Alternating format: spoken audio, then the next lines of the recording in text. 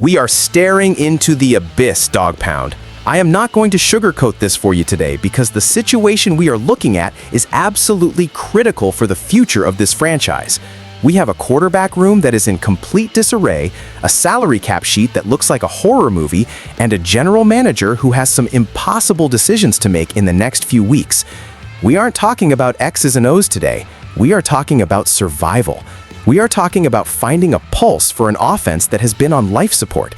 The names are flying around, the rumors are heating up, and one name has just risen to the top of the list that is going to shock half of you and make the other half scream.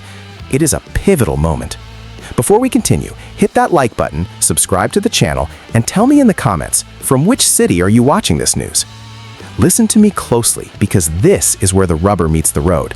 We all know the elephant in the room. His name is Deshaun Watson, and his contract is an albatross around the neck of this organization. We are looking at 2026, and Watson is still on the books with a cap hit that is frankly astronomical, over $80.7 million. That is not just money, that is crippling. That is the kind of number that prevents you from building a roster, that prevents you from keeping talent, and that paralyzes your ability to make moves. Now, the front office can play their accounting games. They can push money into the future, but at some point, the bill comes due. We are already looking at hits tallying more than $53 million between 2027 and 2029 for a guy who might not even be here. It is a mess, a complete and total financial disaster. So what was the plan? The plan was supposed to be Shedeur Sanders. We drafted him, we put him out there, and we prayed that he would be the savior. We wanted him to come in and light it up, to make that contract irrelevant because we had a young stud on a rookie deal. But let's be real with each other, Dog Pound. Did he do it? No. He had moments, sure. He had flashes where you thought, okay, maybe. But a 5-12 record, leading us to the number 6 pick? That is not cementing your role as QB1. That is leaving the door wide open. And when you leave the door open in the NFL, someone else walks through it. Andrew Berry has already come out and said publicly that Sanders hasn't done enough to lock down the job. That is GM speak for, we are looking for a replacement. But here's the problem, the draft. We are sitting at pick number 6. In a normal year, maybe that gets you your guy. But this year, the top dogs, Fernando Mendoza and Dante Moore, they are gone in the top 2. They are the franchise changers, and we are sitting just out of reach. We can't trade up without mortgaging the future again, and frankly, I am tired of trading away our future. We need picks. We need young talent. We cannot afford to send a haul to the Raiders or the Jets just to take a gamble. So what do? You look at the trade market. You look for value. You look for someone who has been written off but has proven they can still play. And that is where this bombshell drops. We are talking about Mac Jones. Yes, that Mac Jones. The guy who was left for dead in New England, who went to Jacksonville, and then landed in San Francisco. And guess what? He balled out. He didn't just hold the clipboard. He stepped in for Brock Purdy and he won games. He went 5-3 as a starter. He threw for over 2,000 yards, 13 touchdowns, and completed nearly 70% of his passes. He looked like a real quarterback again. He looked like the guy who was a first-round pick. And now the reports are coming in that he is the best option for the Cleveland Browns. This isn't just a rumor, this is a lifeline. He is entering the second year of a deal that is dirt cheap compared to the rest of the market. We are talking about a total earning of $4.6 million next year. Do you hear me? $4.6 million. In a world where quarterbacks are making $50 million, that is loose change. That is finding a diamond in the bargain bin. Think about the strategy here. You bring in a guy like Jones who has a chip on his shoulder the size of Texas. He has bounced around, he has been humbled, and he went to the 49ers and learned how to win again. He resurrected his value. San Francisco doesn't need him if Purdy is healthy, which means he is available. And the cost? It's not 3 first-round picks. It's not destroying our draft capital. We are talking about maybe a 3rd-round pick. Pick 70. That is it. You flip a 3rd-rounder for a guy who just proved he can start and win in this league? That is the kind of move that savvy GMs make. It is the kind of move that saves jobs. It is the kind of move that saves seasons. I know some of you are shaking your heads. I know you remember the struggles in New England. But players develop. Players change. Look at Baker Mayfield. Look at Sam Darnold. These guys left bad situations, found the right system, and flourished.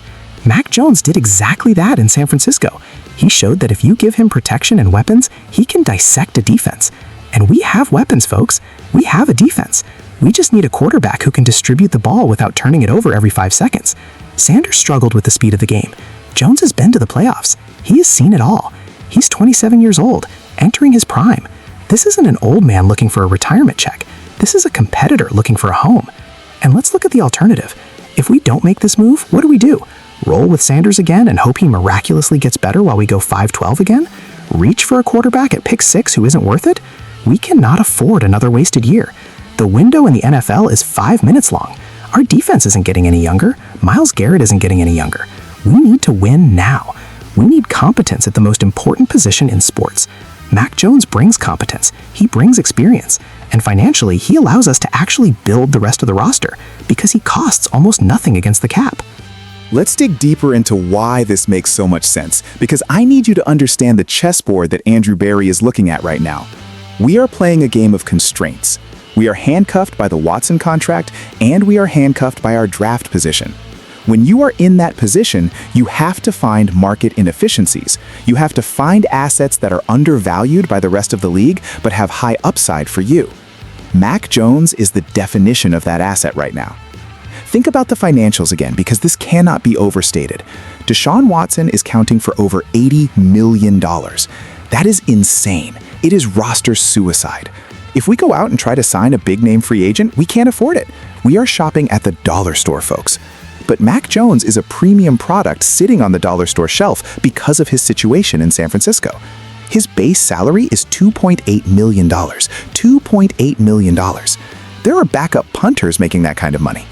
If we trade for him, we inherit that contract. We get a starting caliber quarterback for pennies.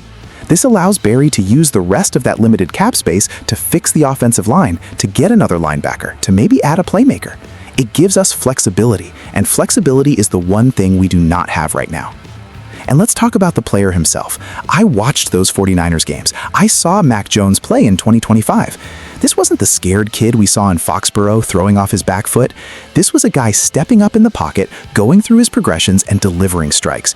He had a 69.6% completion rate. Do you know how hard that is to do in the NFL? That is elite accuracy. That is decision-making. He threw 13 touchdowns to only 6 interceptions. That is a winning ratio. That is football that keeps you in games. That is football that lets your defense win it for you. Sanders, bless his heart, was running around for his life and making rookie mistakes. Jones has been through the fire. He has been chewed out by Bill Belichick. He has been traded. He has been a backup. He has fought his way back. That is the kind of grit we love in Cleveland. We love the underdog. We love the guy who's been knocked down and gets back up. Andrew Berry's comments this week were telling. I can't sit here and tell you today whether the solution for the starter in 2026 is internal or external. That is the smoking gun, ladies and gentlemen. If he believed in Shedeur Sanders, he would have said, Shedeur is our guy, he's developing, we trust him. He didn't say that. He said he doesn't know. He opened the door wide. He explicitly mentioned that the new head coach will have input.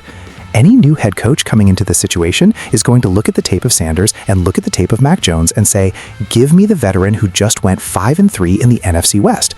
It is a no-brainer for a coach who wants to keep his job past year 1. Now, is Mac Jones the next Patrick Mahomes? No. Is he going to carry us to the Super Bowl on his back alone? Probably not. But he doesn't have to be Superman. He just has to be Clark Kent. He just has to be solid. He has to be a stopgap solution who can compete. Best case scenario, he pulls a Baker Mayfield Sam Darnold, realizes his potential, and becomes the franchise guy for the next 5 years. Worst case, he's a bridge quarterback who costs us a 3rd-round pick and allows us to develop Sanders or another rookie properly without throwing them to the wolves. It is a low-risk, high-reward move, and for a team like the Browns, desperate for stability, low risk is exactly what the doctor ordered. Compare this to the alternative of trading up. Imagine we send our 1st-round pick this year, the Jags 1st-rounder we own, and more picks to move up to number 2 to get Mendoza. If Mendoza busts, we are done. We are set back another 5 years. We have no picks, no money, and a bust QB. If Mac Jones doesn't work out, we lost a 3rd-round pick and $4 million. We move on. We draft a guy in the deep 2027 class. It preserves our options. It is the smart play. It is the calculated play. And frankly, it is the only play that keeps us competitive in 2026 without destroying the franchise. I want to see this happen. I am pounding the table for this. I want competition in that room. I want Sanders to look over his shoulder and see a guy who has started playoff games. I want a guy under center who knows how to read a defense pre-snap. Mac Jones brings that. The Browns need to get on the phone with San Francisco right now. Don't wait. Don't let the Raiders swoop in. Don't let the Jets get desperate and overpay. Andrew Berry, if you are listening, make the call. Send the pick, bring him in, let's fix this mess and actually try to win football games instead of just talking about next year forever. This is about pride, Dog Pound. It is about refusing to accept mediocrity. It is about finding a way to win despite the obstacles. Mac Jones might not be the sexy pick. He might not be the guy you buy the jersey of on day one, but he might be the guy who helps us win 10 games. And right now, I will take wins over hype any day of the week. We are Cleveland. We fight. And Mac Jones is a fighter. Bring him home. Let's go Browns.